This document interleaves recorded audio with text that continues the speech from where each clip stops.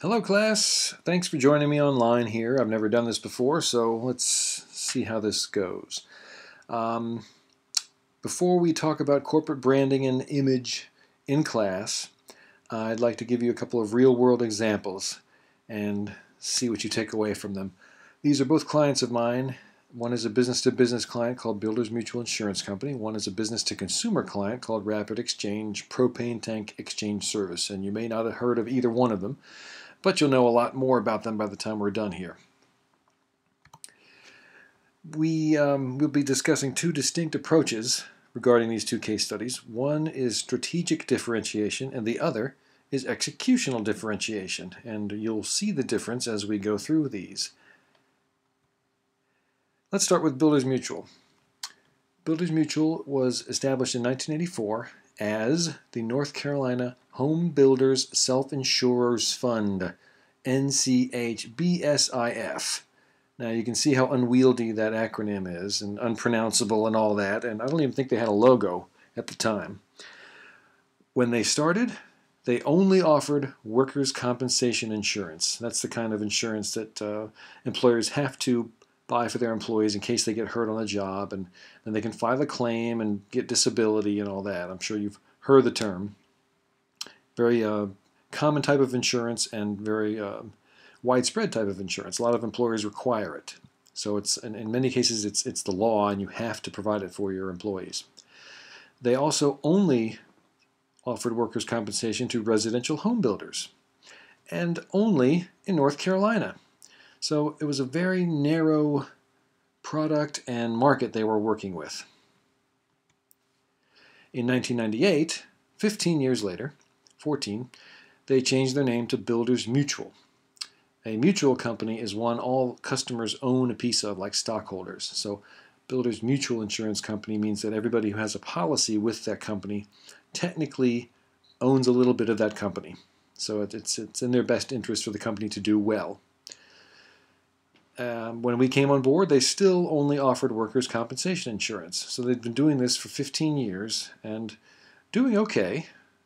They hadn't grown immensely. They were still in North Carolina. They still only offered one product. And they decided that it was time to take some radical moves in the branding department. So that's when we stepped into the scene. We performed at the time, we performed what we called a SWOT analysis. So you're going to be doing this for your clients that you'll be dealing with in here. And what we determined was that their strengths were they had financial stability and longevity. And 15 years in the insurance business is actually a good amount of time. Their focus was in construction. So they really knew that area very well, and we considered that a strength. But it was a double-edged sword, as you'll see. And customer loyalty. Everybody they insured was a big fan of theirs, and they tended to have customers stick with them for the long haul. Not a lot of attrition, not a lot of people falling away. They really liked the product and the service they were getting. Weaknesses. Okay, back to the construction focus. That's all they did. So this is a narrow product offering, and people coming to an insurance company wanting to buy other kinds of insurance were out of luck. What else do you have? Well, only workers' compensation. Oh, I'm sorry, I need that plus 5 other kinds of insurance, so I guess I'll go somewhere else. It would be like going to the grocery store and they only sold pickles.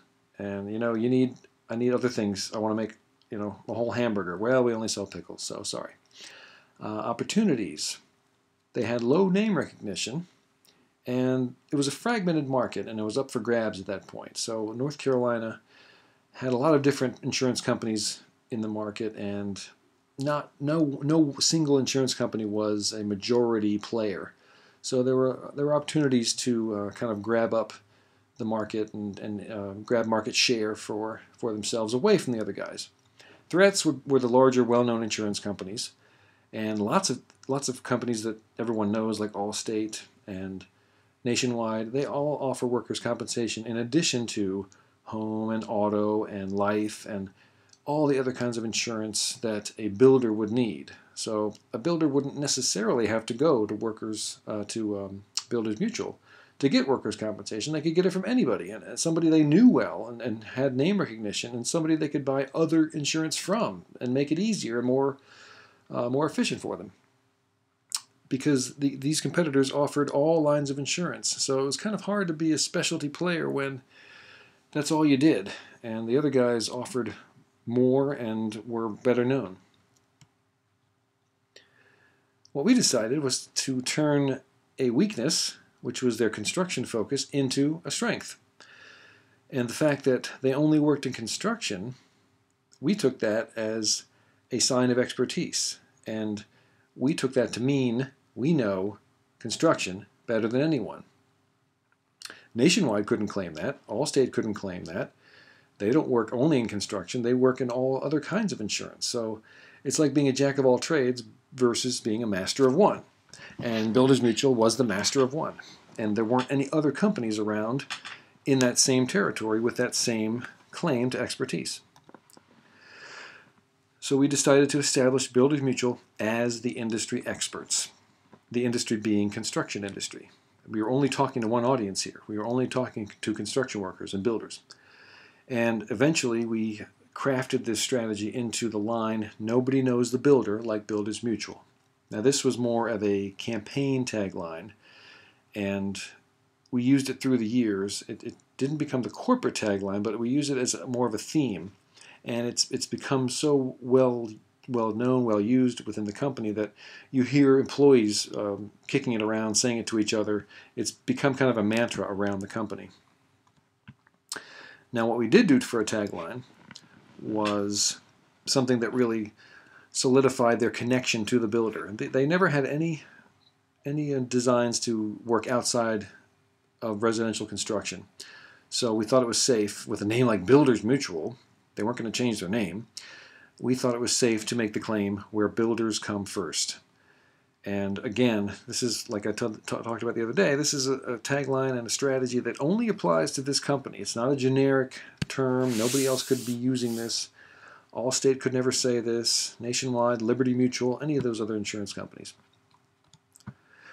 What their UBP was well, after I get through these bullets, I'll show you. Workers' compensation is generally considered a parity product, like toothpaste, like deodorant. Lots of companies offer it. They're generally the same. They're generally the same price. There's not much difference in what the policy consists of, because there are requirements that the insurance companies have to adhere to. So each policy contains basically the same type of coverage. However, Builders Mutual offered free training, education, and materials designed to keep workers safe, construction workers safe, keep them from getting injured. In other words, that would keep their claims down, and of course that would help Builders Mutual make more money because they would collect more premiums and pay fewer claims. Therefore, they'd hold on to more of the money. So yes, it's in their self-interest, but it's also for the good of the workers and the builders, because when their workers get injured, that's bad for them. They're not productive. They have downtime. They have to hire other people. So it's basically a win-win to keep these guys safe. And Builders Mutual had been offering this for quite a while.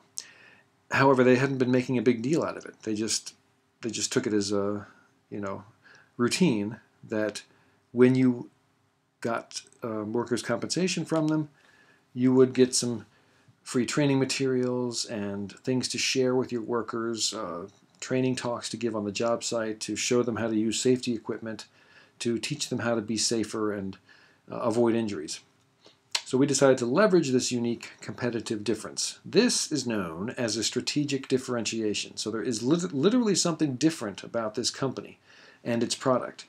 And it's competitive and it's relevant and it's compelling and all those good things that a benefit should be. What we did was turn their workers' compensation policy into a branded program known as WorkSafe. We gave it a logo, gave it an identity, and it became the WorkSafe program versus workers' compensation policy. So anybody can offer a workers' compensation policy. Only Builders Mutual can offer WorkSafe. So what we decided to do was stake that claim. And to do this, you have to assess the competitive landscape, see what else the other guys are saying, see what they're doing, analyze their positioning, their taglines, their UBPs. And once you've done that, you can find the void, and you can use language nobody else is using. You can assume a leadership position and step into that void. Now, of course, what you're saying has to make a difference to them. There has to be a benefit in what you're saying, otherwise it won't matter. However, we thought that knowing the builder, being an expert in their industry, knowing their business better than anyone, was a compelling, relevant difference for us. And we started using language like WorkSafe, the industry standard in workers' compensation. Again, the industry being the construction industry. When you're talking to one audience all the time, you can use assumptive terms like that. And this, again, this wasn't a tagline. This was just language we used. And we tried to associate it with the WorkSafe program. Every time we used it in copy, we would call it the industry standard. So we've given the company a solid foundation. We've established a corporate positioning for them, where builders come first. We've branded their flagship, indeed their only product, as a program, which is more robust than a mere policy. It's a program that consists of, yes, the coverage, but also training, education, materials, and you get all of that with your policy. That's called value added. This is something that other workers' comp policies don't give you. We decided to embrace this niche and with the goal to own it. So nobody else is going to be the experts that we could be. Nobody could come in and claim to know more about construction than we could. So eventually, over time, if we stuck to this and kept repeating these claims over and over, people were going to believe them, and we were going to own the category. And because they had no designs to ever expand beyond construction, we figured we were safe. Their name was Builders Mutual. Becoming the industry experts was something that could apply for the long haul. They were never going to sell things outside the construction industry, so it was a safe, secure strategy for us. Once we've done that, we were able to branch out. Let's see if you can see this. They introduced more policies known as Builders Best. This was a package of policies that expanded beyond workers' compensation. So finally, if you came to Builders Mutual, you could get more than workers' compensation. You could get all those other policies that the other insurance companies had. I can't remember off the top of my head. General liability and inland marine and auto for the construction vehicles and theft and property and things like that. So it was kind of a one-stop shop approach. And naturally, when it came time to name this package of policies, we took a superiority approach because we had established Builders Mutual as the industry experts and their WorkSafe program as the industry standard. So these policies would therefore be the best available. They were designed by builders, for builders. They were known as Builders Best. When we went online with their services, we called it Builders Online Business, Bob. And we gave that a brand and an identity and created a call to action that told them they needed to get Bob and get online and be able to do all these things and have more access and control online. When it was time to promote the service the company was offering, we labeled that Service Outside the Box. This became a kind of internal and external program at the same time. It was to boost morale within the company and get everybody to offer the best service they could possibly offer, kind of a source of pride. And then we took it outside to their customers to let them know this is the kind of service you're going to be getting. We're putting you first, and our service is second to none. And then they established a training school for the workers, for their insurance agents, and for their employees. And they wanted to call it Builders University, which was a fine name, made it sound prestigious and elite. And again, we talked them into branding this identity. And we created a character for it. And we used this character internally for a while. But it lent a little bit of fun to the proceedings. And insurance can be very serious, of course, and conservative. And this helped make them friendlier, more approachable, and let them know that this isn't, you're not getting a 4-year degree here. This isn't a PhD. It's Builders University. So it's means something, but it's not, the commitment that going to college would be. So over time, the identity became cast, and this was the logo that they've adopted and are still using today. Builders Mutual Insurance Company, where builders come first. This toolbox that we introduced during the service outside the box phase became part of their logo. So it's now an icon that's part of their logo. All these tools represent all the policies you can get from Builders Mutual. It's kind of a metaphor. Where builders come first is still the tagline, and now they offer residential, commercial, and trade. So across the board, they're pretty much the only ones you want to go to when it comes to insurance. Fast forward to today. This is their 30th anniversary, 2014. They've been around since 1984, 30 years. 30 years of safety and stability, as we say. They are now in 8 states plus D.C. They're the largest workers' comp insurer in the Southeast. They are widely known, well respected as the industry experts. So they've stuck with this, and over time it sunk in and people believed it. Because it's true, because they can live up to this claim. Whenever you make a claim, you got to make sure that you can support it. You can't state something that is patently untrue or isn't something that you can support through your actions or experience. So if you're going to say something about yourself, you got to make sure that you're not going to alienate people by having it not be true when they work with you or experience your product. So when a strategy works, stick with it. And we've done that. I've worked with these guys over 15 years now, half their existence. And ever since we've been working with them, they've been doing more or less everything we've recommended. And it's worked really well for them. And I'd like to think that our work has a lot to do with that. All right, let's take another client, another example, shifting gears. This company is called Rapid Exchange. It's a propane tank exchange service. You've seen these out in front of grocery stores and gas stations. They propane tanks in a cage there. Maybe you've done it for your parents. You take in the tank, take the empty tank inside. You say, I want to swap out my tank. And they come outside. They meet you outside by the cage. They unlock the cage, take your empty tank, put it inside, and give you a full one. You put it in your car and you drive away. Nothing could be more generic than this service, this product. This company was established in 1958 as Parker Gas. They delivered propane to homes in eastern North Carolina. So these are the homes out in the country that had propane tanks either buried in their lawn or sitting out back beside their home. Large tanks, not like the kind you use with their grill. We're talking, hundreds of gallons.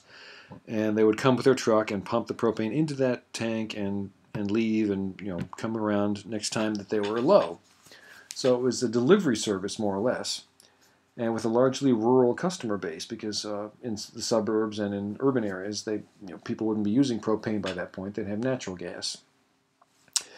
Now they spun off the propane tank exchange service in the last 20 years or so. They just sensed the opportunity when gas grills began to become popular. They were already in the propane business, so why not just spin this off and see what happens? Now today, and when we started working with them about 5 years ago, there were numerous competitors, and among them big names that you may have heard of called Blue Rhino and AmeriGas. Blue Rhino is probably the biggest national player. You'll see those in front of the main grocery stores, Harris Teeter and Kroger and Food Lion, etc.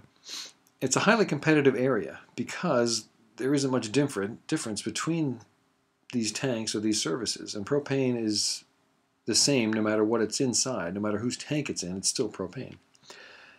These big boys, like Blue Rhino, have been around for a while, and they've locked down distribution with all these anchor stores like Home Depot and the larger stores that get the most traffic. They have exclusive deals with them. You're never going to break into those stores. So Rapid Exchange was already facing something of an uphill battle with its distribution. But they were a small fish in a big pond. They were doing okay. They were in rural areas in North Carolina, gas stations in rural areas, and little convenience stores where the big boys wouldn't want to bother going. Small towns. And like I said, they were doing okay, but, after a while they decided, there's more. We think there's more here. There's more of an opportunity. So they started working with us. Again, back to the SWOT analysis. So their strengths were, much like Builders Mutual, financial stability, longevity. They've been around, 20 years at this point or more. Had a loyal customer base, well known in Eastern North Carolina with their long-term customers anyway. And they were family owned, so they had no stockholders. This was a plus, we thought, because they didn't have to answer to any bottom line, and they weren't going to face complaints from the stockholders if they took a chance and something didn't work, or if they decided to make a bold marketing move that failed. Weaknesses, well, they had no recognition outside the region. So outside of Eastern North Carolina, outside of the rural areas, no one really knew who they were. Parker Gas or Rapid Exchange for that matter. Again, parity product. So propane is a gas, and it's not much different than anybody else's propane. It's like gasoline when you go to a gas station for your car. Does it really matter where you fill it up? Gas is gas. So, and they had a very small marketing budget. So we had to make sure that what we did was going to make the most of what little they had. Opportunities, well, there was no strong identity among the competitors at the time. There was Blue Rhino, the name Blue Rhino, but they didn't have much in the way of an identity. AmeriGas is the only other one I can think of, and that was just a name. And there was virtually no marketing in the category. So any marketing was going to be more visible than the lack of marketing that was already in the category. Now, when I say marketing, the marketing consisted of the labels on the tanks and the signs on the cages that hold the tanks. That was it. And maybe the trucks that drive around and replenish the tanks. So all the marketing was on and around the products themselves. There was no broadcast or billboards or anything like that, because it's not something you want to advertise. It's not something that would make sense to advertise. The threats were, well, the big boys could get annoyed and crowd them out. So if they decided that, I don't like this Rapid Exchange company, they're getting a little too uppity, I think I'm going to throw my weight around and knock them out of this market. Well, that could have happened. So there was a threat there. UBP, unique buying proposition. Like I said, propane is a parity product. And the tank exchange is a parity service. You can get those tanks anywhere from anybody, and it'll have the same propane in it. However, the more research we did, we discovered that Rapid Exchange puts each of their tanks through a 12-step inspection process before returning it into circulation. So you can read more about that here. And believe me, I dug deep and found out what each of these steps consisted of, and I wanted it to sound as impressive and thorough as possible. So after each tank goes through this 12-step process, it's the safest tank it can possibly be. And who wouldn't want a safe propane tank?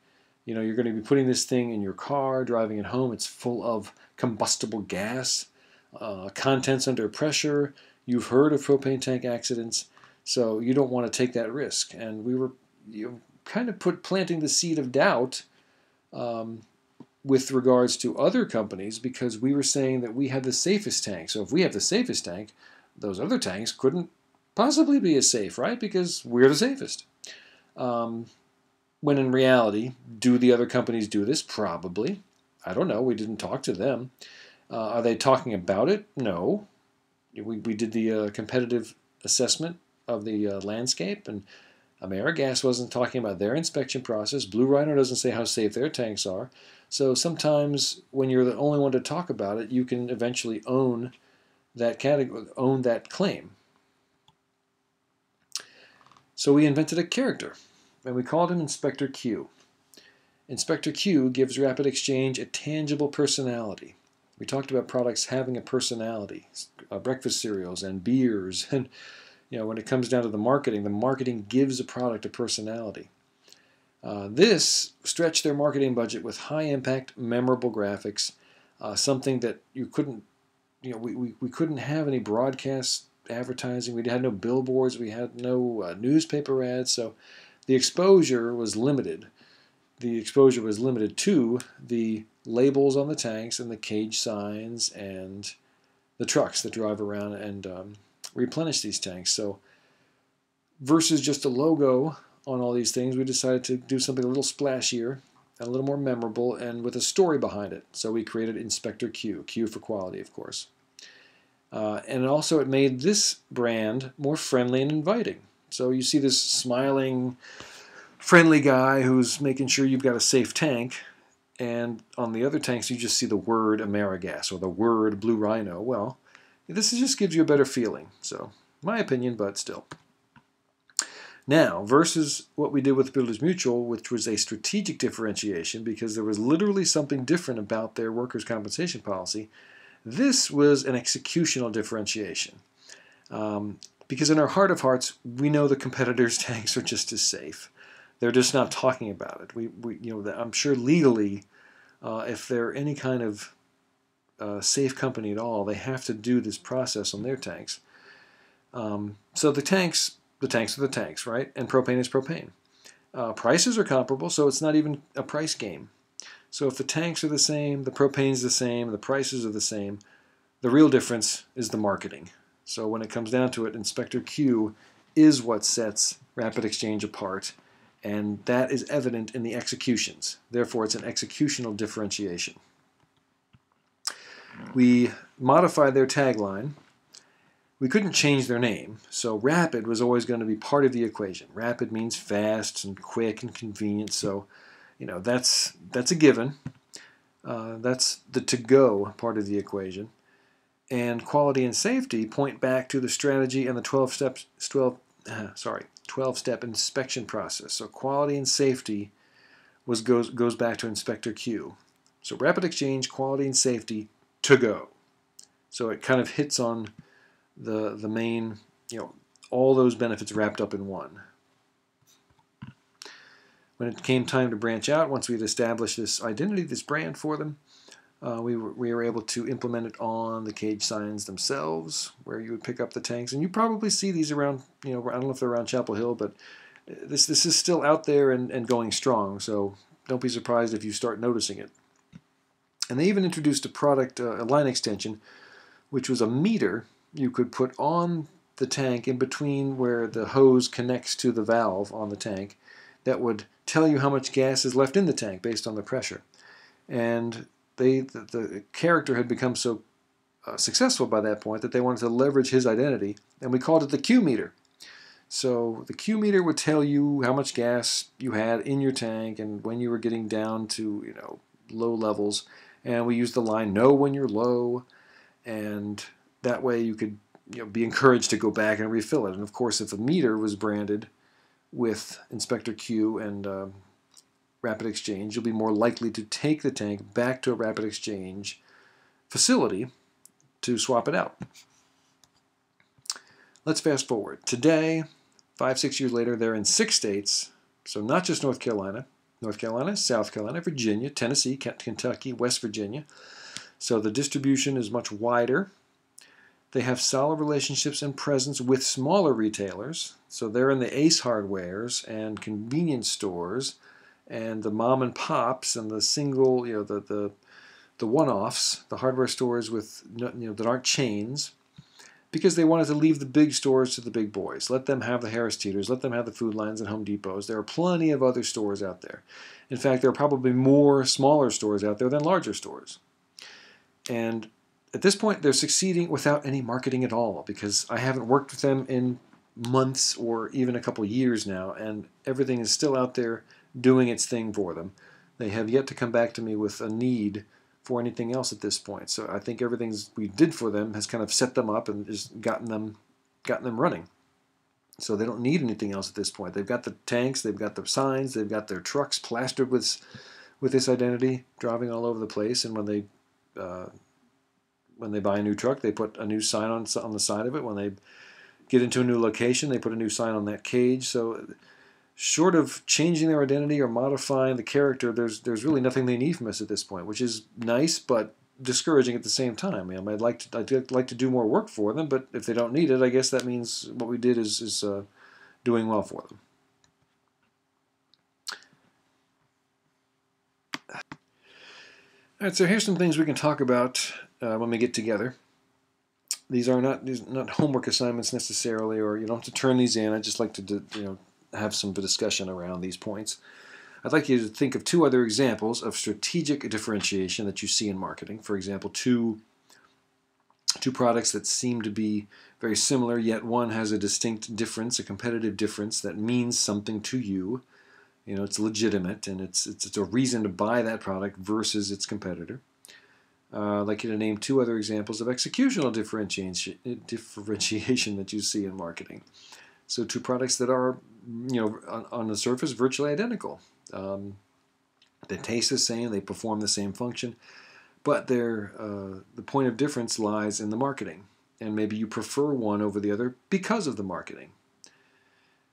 And which is more effective? Is strategic differentiation more effective, or is executional differentiation more effective? I'd like your opinion on that. General rule: to succeed in the marketplace, you need to be either first, best, or different. So you need to be either the first to the market with your product, the first of your kind to do what you do. You need to be the best in a crowded marketplace. You could be the top, the highest quality, the most superior version of what's out there, or different. So if you can't be the first and you can't be the best, you at least have to be different. Which categories do Builders Mutual and Rapid Exchange fall into? And by that token, which categories do most products fall into? And again, I'd like to hear some examples of products that you think are the first, are the best, or are different because they're not first or best. So let's just jot down a few notes. We'll talk about that next time. And thank you for your patience, and look forward to seeing you again.